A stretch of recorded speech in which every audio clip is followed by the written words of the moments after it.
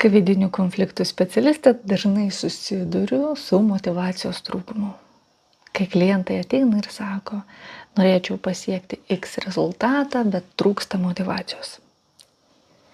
Paprastumo dėlį įsivaizduokit, kad motyvacija yra kaip raumuo. Jeigu nestiprinu, nemankštinu, neįdarbinu, tas raumuo jis kaip ir bus, bet tarsi miręs. Suveiks karts nuo karto sporadiškai, bet ir tiek žinių. Tai motyvacija yra kaip raumuo, reiškia, darbas stiprina tą motyvacijos raumenį. Kuo daugiau darau, tuo daugiau motyvacijos pasėkoje ir suformuoju. Ką mes darom, tai yra žmogiška, bet darom daugelis. Mes įsivaizduojam, kad pirmą turi ateiti motyvacija, o tada veiksmų seka. Pirmą aš turiu turėti pilvo presą, o tada darysiu atsilenkimus.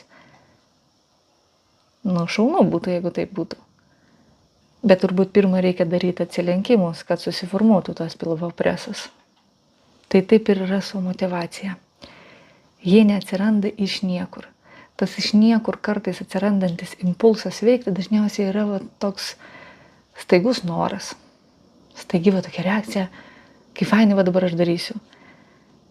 Ir kaip fainai dabar aš darysiu, kaip greit nusėda, kai pasikeičia aplinkybės, atsiranda trinties taškai. Kas yra trinties taškas? Tai yra veiksniai, aplinkybės, sąlygos ir žmonės tavo rutinoje, tavo gyvenime, kurie tau pasunkina to raumens treniravimą.